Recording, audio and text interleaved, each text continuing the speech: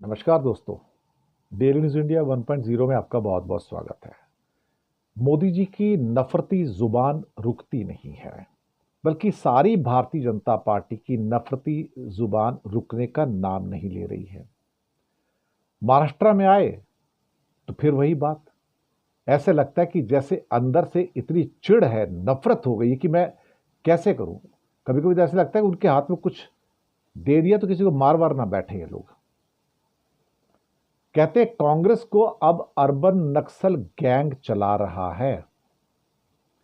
कांग्रेस और उसके साथियों का एक ही लक्ष्य कि समाज को बांटो और समाज में नफरत भरो।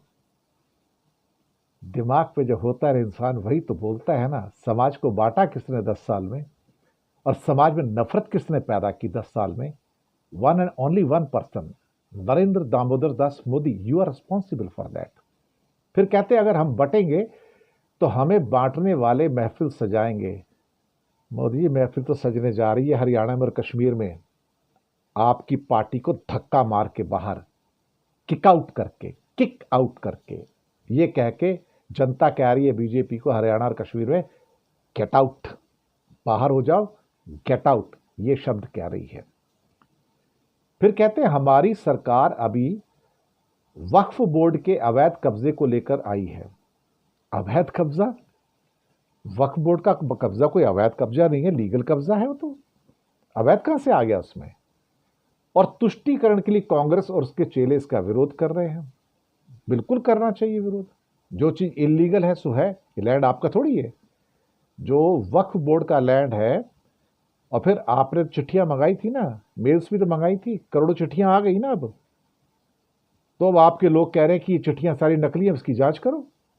भैया कर लो जांच। फिर क्या कहा जाए? फिर कांग्रेस को कहते हैं कि कांग्रेस ने जो बीते सालों में अपनी सरकार में विकास नहीं किया, उसके खड्डों को भरने का हमको भी विकास करना है।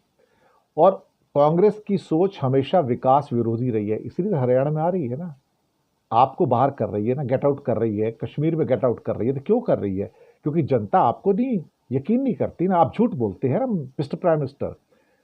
और उनकी सरकार के दौरान विकास के कीर्तिमान बन रहे हैं। हाँ, सड़कें डूब रही हैं, पुल टूट रहे हैं, कीर्तिमान तो बनेंगे मोदी जी। मुसीबत यह है कि अपने आप की वाहवाही को लूटना शुरुआत से ही चल रहा है, और तो कुछ है नहीं। फिर कहते हैं कांग्रेस भारत की सबसे बेईमान और भ्रष्ट पार्टी है। घोटाले करना ही उसका एजेंडा है और वो जनता को लूटते हैं। क्या कहा जाए? और उसके साथ में आपके योगी जी कहते हैं ये तो आतंकवादी हैं, ये तो उग्रवादी, तो और आगे चले गए। इन एक्चुअलिटी अगर कोई आतंकवादियों की पार्टी इंडिया में कोई है तो भाजपा है, और आतंकवादी अगर कोई है तो इनके सहयोगी जो दक्षिणपंथी दल हैं वो हैं सारे के सारे। क्या कहा जाए? लेकिन अभी सरकार इनकी है ना, जिस दिन जाएंगे कसम से वापस नहीं आएंगे फिर कभी। लिख लीजिएगा। धन्यवाद।